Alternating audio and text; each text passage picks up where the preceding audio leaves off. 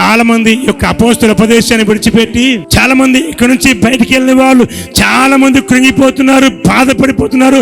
ఎందుకని ఉపదేశం నుంచి మేము బయటకు వచ్చామా అని అల్లాడించబడుతున్న దినాలు చూస్తూ ఉన్నాం.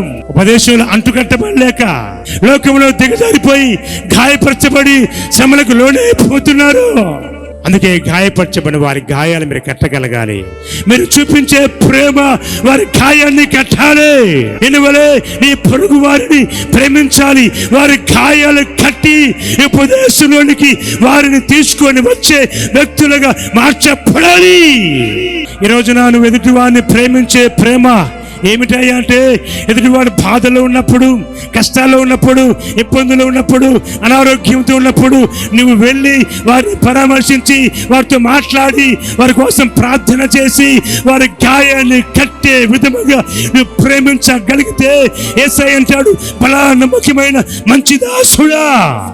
ఈ రోజున మనము ఎదుటి వారి విషయంలో, ప్రేమించే విషయంలో విస్తరిస్తూ ఉండాలి.